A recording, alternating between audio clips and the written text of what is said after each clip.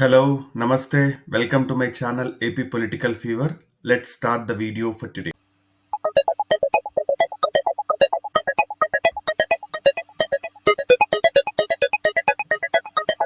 Home minister Anitha garu కూడా చెప్తా ఉన్నాను.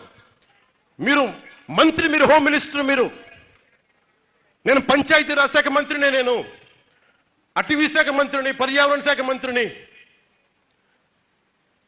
హోం మంత్రి శాఖ మీరు బాధ్యత వహించండి.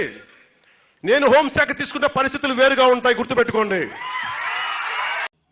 ఇందాక వీడియోలో చూస్తే పవన్ కళ్యాణ్ గారు పాపం చెలించిపోయి ఇన్ని అత్యాచారాలు జరుగుతూ ఉన్నాయి, హోమ్ మినిస్టర్ ఏం చేస్తూ ఉన్నాడు, అదే నేను కన్నా హోమ్ మినిస్టర్ అయితే కథ వేరేలా ఉంటుంది అనే టైప్లో మాట్లాడుతూ ఉన్నారు. పవన్ కళ్యాణ్ గారు ఫస్ట్ ఒకటి అర్థం చేసుకోవాల్సింది ఏంటంటే ఆయన అటవీ శాఖ మంత్రి, పంచాయతీరాజ్ శాఖ మంత్రి మాత్రమే కాదు, అలానే డిప్యూటీ సీఎం కూడా. వెంబటనే ఇలా ఇన్ని అత్యాచారాలు జరుగుతూ ఉంటే హోమ్ మినిస్టర్ అనిత గారిని పిలిచి ఏం నడుస్తూ ఉంది, పోలీసులు ఏం చేస్తూ ఉన్నారని అడగాల్సింది పోయి డైరెక్ట్గా పబ్లిక్ మీటింగ్లో ఇట్లా మాట్లాడడం అస్సలు కరెక్ట్ అనిపిస్తలేదు.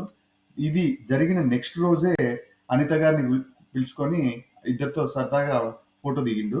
అంటే ఈ ఊరికి జస్ట్ పబ్లిక్ మీటింగ్లలో మాట్లాడడం వరకే ఉంది కానీ ఒక పాయింట్ని పట్టుకొని దాన్ని సీరియస్గా ఎండ్ పాయింట్కి తీసుకెళ్దాము, ఇట్లాంటివి మళ్ళీ జరగకుండా చూసుకుందాం అనే విషయంలో ఎటువంటి శ్రద్ధ లేదని నాకు అనిపిస్తూ ఉంది. ముఖ్యంగా మనం ఇంకోటి చూసుకుంటే 30,000 మంది మహిళలు మిస్సింగ్ అని చెప్పారు. దాదాపు పవర్లోకి వచ్చి 6 నెలలు అవుతా ఉంది. 30,000 మందిలో 10 మందిని కూడా బయటికి పిలిచరాలేదు. వాలంటీర్లు ఇట్లా హ్యూమన్ ట్రాఫికింగ్ చేస్తూ ఉన్నారు, మహిళల్ని అక్రమ రవాణా చేస్తూ ఉన్నారు, ఇలా అని మన కేంద్ర నిఘా వర్గాలు చెప్పినాయని చెప్పిండు. ఇప్పుడు ఈయననే కేంద్రంలో సపోర్ట్ ఉంది, రాష్ట్రంలో డిప్యూటీ సీఎం ఉన్నాడు.